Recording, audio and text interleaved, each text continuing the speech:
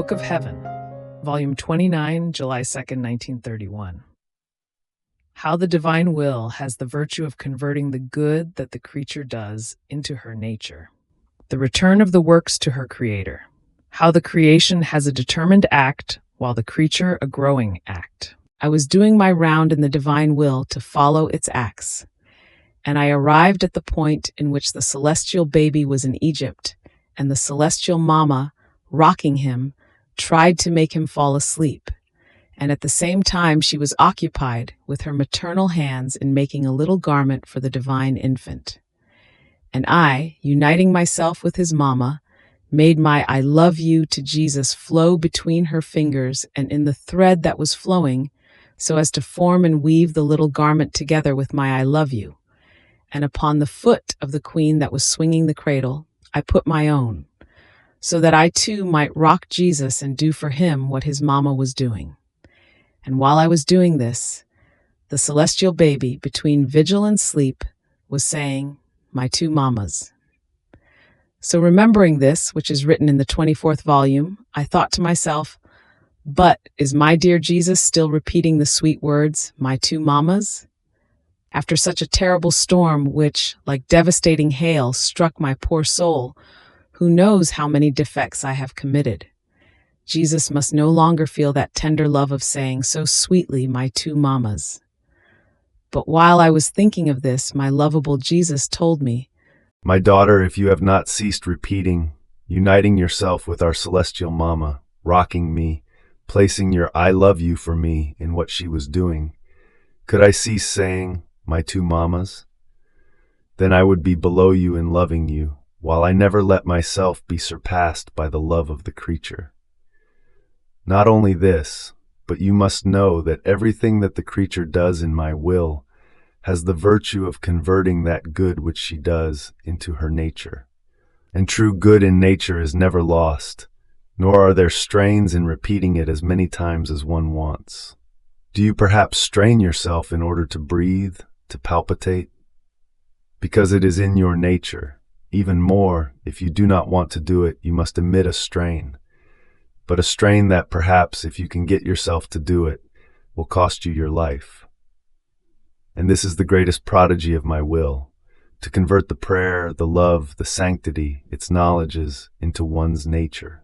And when I see that the creature has given herself prey to my will, but so much that my will was able to change the divine goods into her nature, my words resound in the soul with my creative power and give them eternity as her nature. And how can I not repeat, "my two mamas"?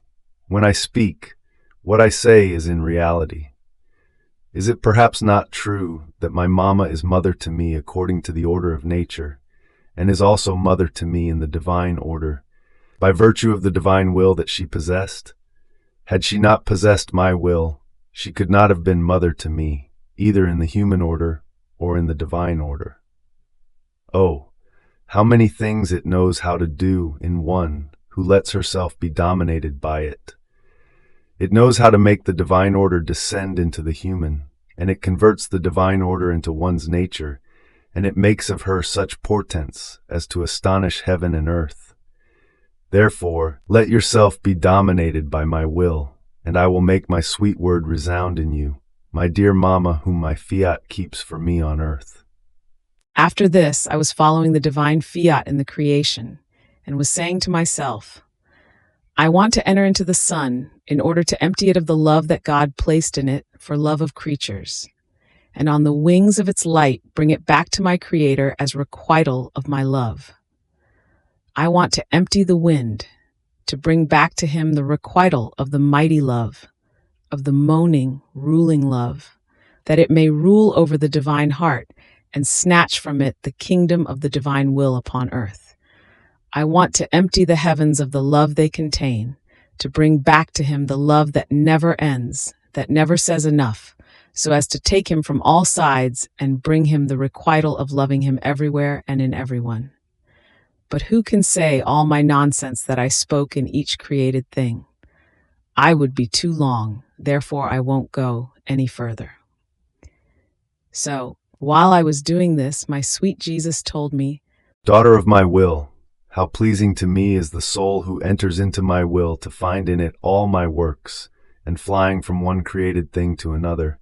With her small capacity, she makes her calculations to find out what dose of love, of goodness, of power, of beauty, and more I placed in each created thing. And since for one who is in my will what is mine is hers, she embraces them all and brings them back into my womb and around me as requital of her love.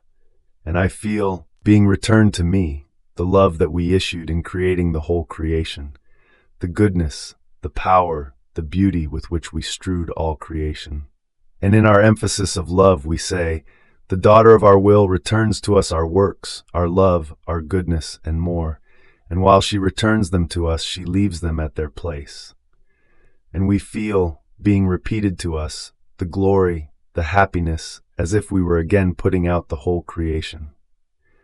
Now, you must know that in creating the whole universe, the variety of many manifold things, we placed a determined act and enough to each thing, in such a way that they cannot surpass any limit from the way in which they were created. However, even though it was a determined act and they cannot go any further, it was yet a full act, so much so that creatures are unable, nor do they have the capacity, to take all the good that each created thing contains. This is so true that who can say, I can take all the light of the sun, the heavens are not enough for me over my head, all the waters are not enough for me to quench my thirst, the earth is not sufficient under my feet, and so with many other things. And this, because as our divinity does an act, creates things, our love, the superabundance we possess, is so great that we put in display luxury, pomp. Of none of our works can it be said that it is poor. They all make display. Some of luxury of light, some make pomp of beauty, some of variety of colors and more. They seem to be saying in their mute language, our Creator is immensely rich, beautiful, powerful, wise, and therefore all of us, as worthy works of Him, make display of luxury in the office given to us by God. Now, my daughter, it was not so in creating man. In him was placed, not a determined act, but an act ever growing. Our love did not want to say an enough to man. It would have been like hampering our love, arresting our ardor. No, no. Our enough did not pronounce itself in the creation of man. It did not put a limit, but an act ever growing, leaving it almost to his liking where he wanted to reach, and our growing act at his disposal, so that our display of love would not have a limit, but could make pomp of luxury, of grace, of sanctity, of beauty, of goodness and more, as much as he pleased. We bound our growing act to his free will, so that it might have no hindrance to displaying as much luxury as it could. And so that this growing act of ours might have in man all possible and imaginable helps, we gave him also our will at his disposal, so that it could maintain for him at its own expense all the luxury he wanted and the superabundance of the goods of his Creator. Our love did not have the heart to say enough to man. Our son, up to here you can reach. No, no. It would have been as if a father wanted to say to his son, up to such and such day you will sit at my table, and then enough. This would not be love of paternity, but of mastership. That a son may put a limit in receiving the alimony of his father, this could be, but that a father would say to him, you will remain on an empty stomach, this he will never do. Such is our goodness. We will never say enough to the creature. Our growing act will serve her as continuous nourishments to always grow and preserve herself. And if, ungrateful, she does not make use of our growing act, great gift given by her Creator, we will have the sorrow of seeing our dear child on an empty stomach poor, and our act hampered and without life, and our ardor of love will change into ardor of sorrow. So if you want our growing act to have life in you, never go out of our divine will, which will be jealous of making you always, always grow. Fiat.